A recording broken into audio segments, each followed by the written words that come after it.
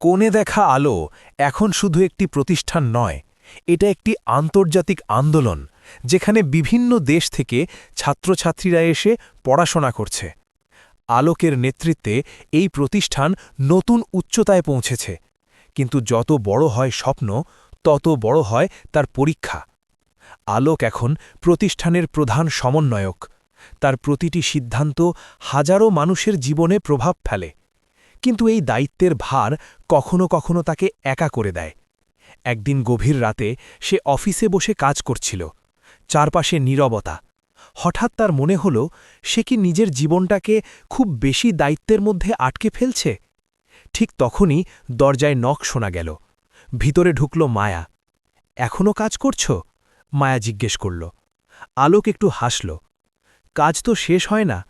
মায়া তার পাশে বসে বলল, তুমি কি কখনো নিজের জন্য সময় রাখো? আলোক কিছুক্ষণ চুপ করে থাকল। তারপর বলল, হয়তো রাখি না, কিন্তু এই জায়গাটাই তো আমার জীবন। মায়া মৃদুস্বরে বলল, জীবন শুধু দায়িত্ব না, এতে নিজের স্বপ্ন, নিজের অনুভূতিও দরকার। এই কথাগুলো আলোকের মনে গভীরভাবে লাগল। অন্যদিকে লাজু আর অনুভব এখন বয়সে অনেকটাই বড়। তারা আগের মতো কাজ না করলেও তাদের অভিজ্ঞতা আর পরামর্শ এখনও প্রতিষ্ঠানের মূল শক্তি। একদিন লাজু বলল, আমরা যা গড়েছি সেটা এখন ওদের হাতে। আমাদের সময় শেষ নয়, কিন্তু আমাদের ভূমিকা বদলেছে।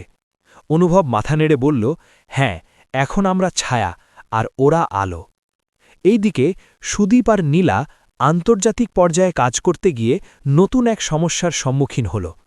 একটি বিদেশি সংস্থা তাদের সাথে চুক্তি করতে চায়, কিন্তু শর্ত ছিল তাদের কিছু নীতিমালা পরিবর্তন করতে হবে, যা তাদের মূল আদর্শের বিরুদ্ধে। সুদীপ বলল, এই চুক্তি করলে আমরা অনেক বড় হতে পারি, কিন্তু আমরা কি নিজেদের হারিয়ে ফেলব না? এই দ্বন্দ্ব তাদের মনে গভীর প্রভাব ফেলল। শেষ পর্যন্ত তারা সিদ্ধান্ত নিল, তারা কোনো আপোষ করবে না। এই সিদ্ধান্ত তাদের জন্য কঠিন ছিল, কিন্তু তারা জানত তাদের শক্তি তাদের আদর্শেই। এদিকে আলোকের জীবনে নতুন এক অনুভূতির জন্ম হল। একজন বিদেশি ছাত্রী এলিনা প্রতিষ্ঠানে পড়তে আসে। সে খুব মেধাবী, আত্মবিশ্বাসী এবং অন্যদের সাহায্য করতে ভালোবাসে। প্রথমে আলোক তাকে শুধু একজন ছাত্রী হিসেবে দেখলেও ধীরে ধীরে তাদের মধ্যে এক বিশেষ সম্পর্ক তৈরি হতে লাগল। একদিন এলিনা বলল, তুমি সব সময় অন্যদের জন্য ভাবো, তুমি কি কখনো নিজের জন্য কিছু চাও? আলোক হেসে বলল, আমি যা চাই তা এই জায়গার মধ্যেই আছে। এলিনা মৃদুস্বরে বলল, তাহলে আমি কি এই জায়গার অংশ হতে পারি? এই কথায় আলোক একটু চুপ হয়ে গেল। তার মনে নতুন এক অনুভূতি কাজ করতে লাগল। এদিকে হঠাৎ করে একদিন বড় একটা দুর্ঘটনা ঘটে। প্রতিষ্ঠানের একটি নতুন ভবন নির্মাণের সময় কিছু প্রযুক্তিগত ত্রুটির কারণে একটি অংশ ধসে পড়ে। কয়েকজন ছাত্র আহত হয়। এই ঘটনা পুরো প্রতিষ্ঠানে আতঙ্ক ছড়িয়ে দেয়।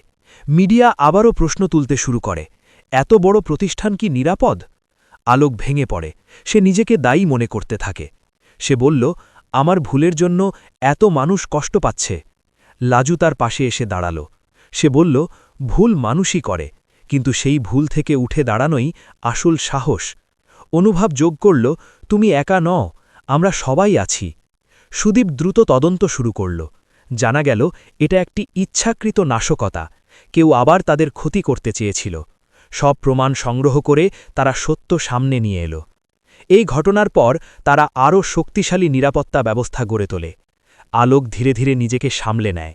সে বুঝতে পারে, নেতৃত্ব মানে শুধু সাফল্য না, ব্যর্থতার দায়ও নেওয়া।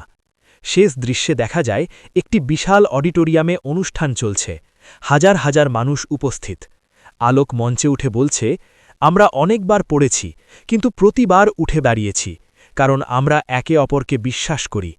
লাজু, অনুভব, সুদীপ, নীলা সবাই দর্শকের মাঝে বসে আছে।